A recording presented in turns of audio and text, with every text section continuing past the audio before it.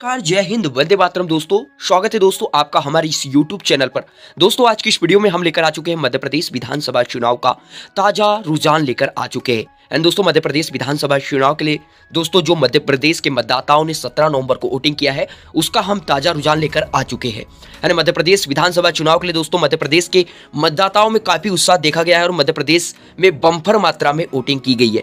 इसी बीच दोस्तों अनेकों राजनीतिक विशेषज्ञ लोगों की अनेकों प्रकार की राय निकल कर आ रही है। कई राजनीतिक विशेषज्ञ कह रहे हैं कि मध्य प्रदेश में या जो बम्पर मात्रा में वोटिंग हुई है या सत्ता परिवर्तन के लिए हुई है, तो कुछ राजनीति विशेषज्ञ कह रहे हैं कि एक बार फिर शिवराज सरकार बनाने के लिए मध्य प्रदेश के मतदाताओं के द्वारा वोटिंग की गई है। तो दोस्तों आज हम जानेंगे इसका सच कि क्या मध्य प्रदेश के मतदाताओं ने जो बम्पर मात्रा में वोटिंग की है वो सत्ता परिवर्तन के लिए की है या दोस्तों फिर से शिवराज सरकार को रिपीट करने के लिए की है। हम जानेंगे दोस्तों मध्य प्रदेश के तमाम 52 जिलों की सभी विधानसभा सीटों की बात करेंगे कि किस जिले में कौन सी पार्टी बढ़त बनाई हुई नजर आ रही है और कौन सी पार्टी को किस जिले में झटका लगता हुआ नजर आ रहा है। और दोस्तों हम देखेंगे कि मध्य प्रदेश विधानसभा चुनाव में कौन सी पार्टी बहुमत का आंकड़ा लेती हुई नजर आ रही है ताजे रुझान में। आपको बता दें दोस्तों मध्य प्रदेश में कुल 230 विधानसभा सीटें हैं, जिसमें दोस्तों अगर से किसी भी पार्टी को मध्य प्रदेश के अंदर सरकार बनाना हो तो उसे 116 विधानसभा सीट पर जीत दर्ज करना पड़ेगा। एंड दोस्तों बहुमत का आंकड़ा 116 सीट है।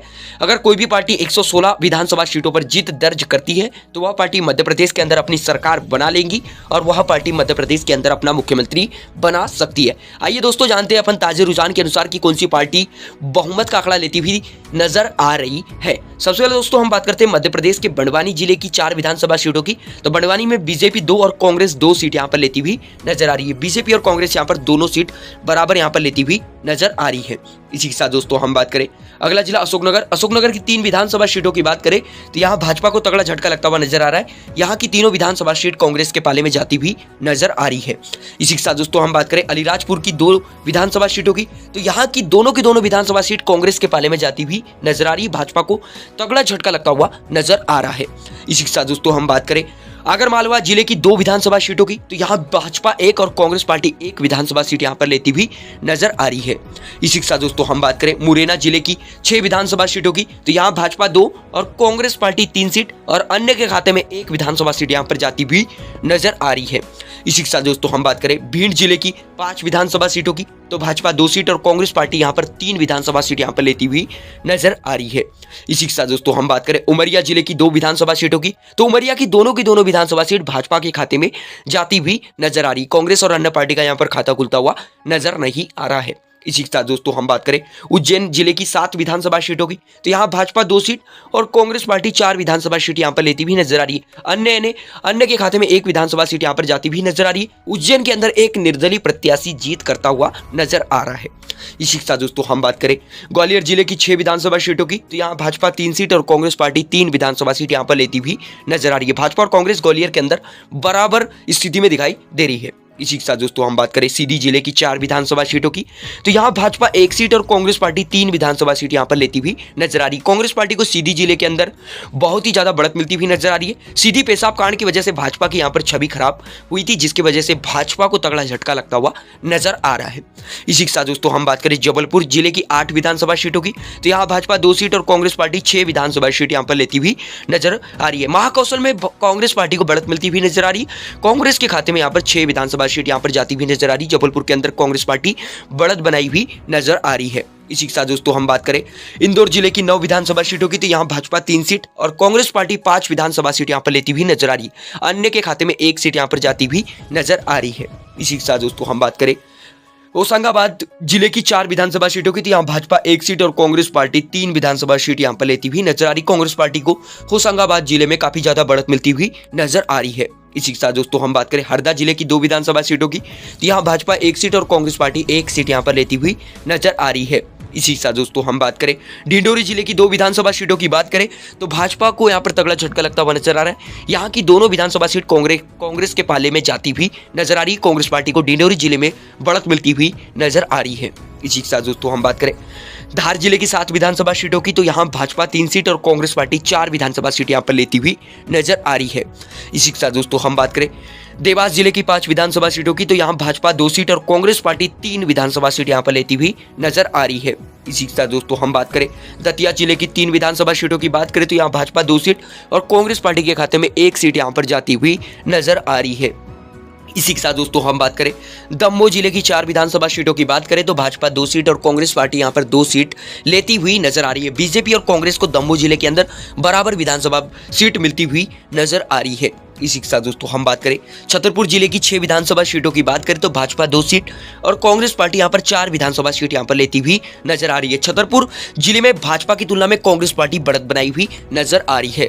इसी के साथ दोस्तों हम बात करें बुरहानपुर जिले की 2 विधानसभा सीटों की बात करें, तो भाजपा को यहां पर तगड़ा झटका लगता हुआ नजर आ रहा है। कांग्रेस के खाते में यहां की दोनों विधानसभा सीट यहां पर जाती हुई नजर आ रही है। कांग्रेस पार्टी को बुरहानपुर में बढ़त मिलती हुई नजर आ रही है।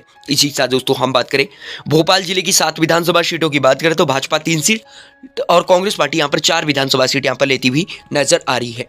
इसी के साथ दोस्तों हम बात करें सागर जिले की 8 विधानसभा सीटों की बात करें, तो भाजपा 3 सीट और कांग्रेस पार्टी 4 विधानसभा सीट यहां पर लेती हुई नजर आ रही है। 1 सीट यहां पर अन्य के खाते में जाती हुई नजर आ रही है। इसी के साथ दोस्तों हम बात करें रतलाम जिले की 5 विधानसभा सीटों की बात करें, तो दोस्तों भाजपा 1 सीट और कांग्रेस पार्टी के खाते में 3 विधानसभा सीट यहां पर जाती हुई नजर आ रही है। अन्य दोस्तों निर्दलीय प्रत्याशी यहां पर 1 जीता हुआ नजर आ रहा है। अन्य के खाते में 1 सीट यहां पर जाती हुई नजर आ रही है। इसी के साथ दोस्तों हम बात करें राजगढ़ जिले की 5 विधानसभा सीटों की बात करें, तो भाजपा 2 सीट और कांग्रेस पार्टी यहां पर 3 विधानसभा सीट लेती हुई नजर आ रही है।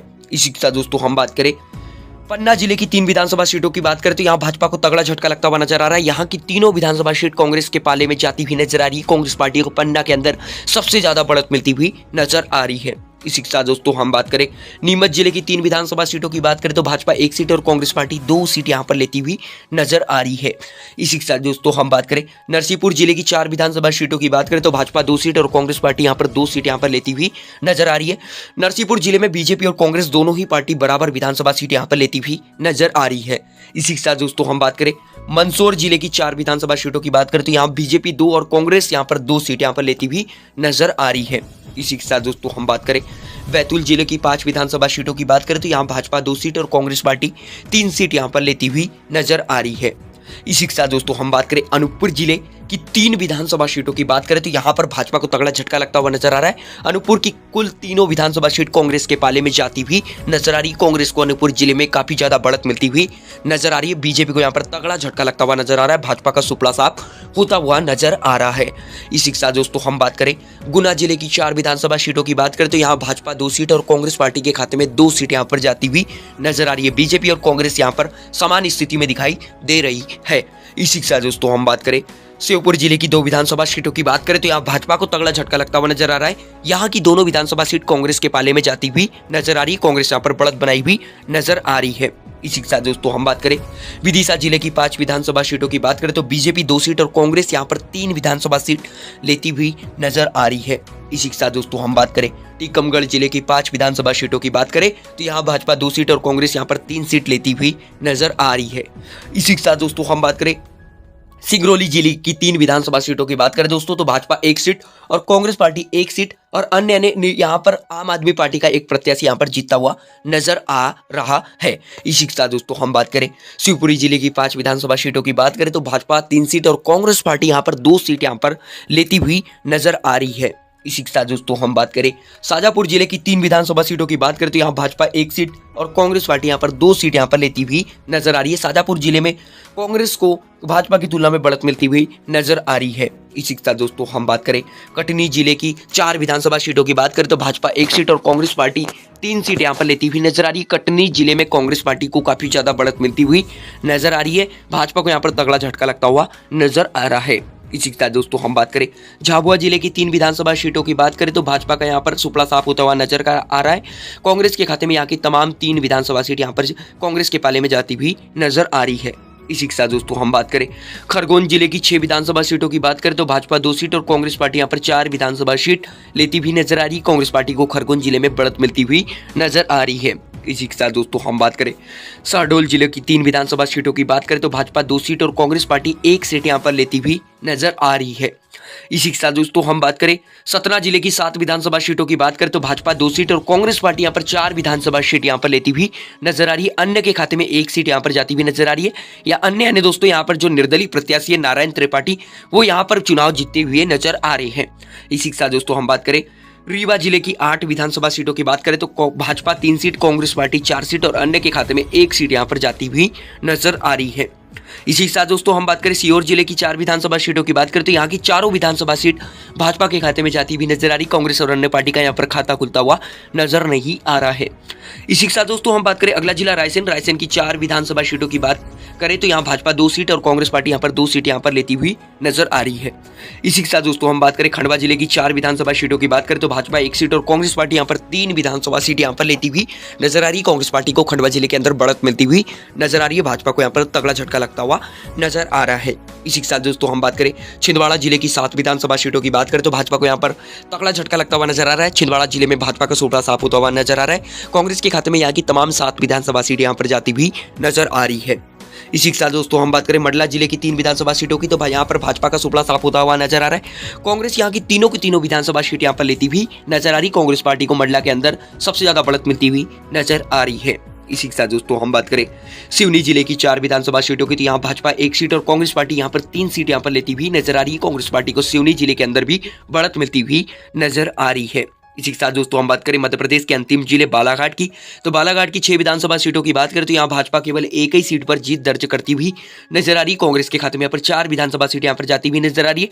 अन्य के खाते में 1 सीट यहाँ पर जाती हुई नजर आ रही है। एक निर्दलीय प्रत्याशी यहाँ पर जीतता हुआ नजर आ रहा है। तो दोस्तों हमने देख लिया मध्य प्रदेश के तमाम जिलों की तमाम विधानसभा सीटों का ताजा रुझान कि किस जिले में कौन सी पार्टी बढ़त मिलती हुई किस पार्टी को किस जिले में बढ़त मिलती हुई नजर आ रही है और कौन सी पार्टी को झटका लगता हुआ नजर आ रहा है। दोस्तों अगर से हम बात करें कुल 230 विधानसभा सीटों का ताजा सर्वे ओपिनियन पोल की तो मध्य प्रदेश के अंदर कांग्रेस पार्टी 140 से 150 विधानसभा सीट पर जीत दर्ज करती हुई नजर आ रही। बात की जाए दोस्तों कांग्रेस की तो बीजेपी की तो बीजेपी केवल 80 से 85 विधानसभा सीट यहां पर लेती हुई नजर आ रही है।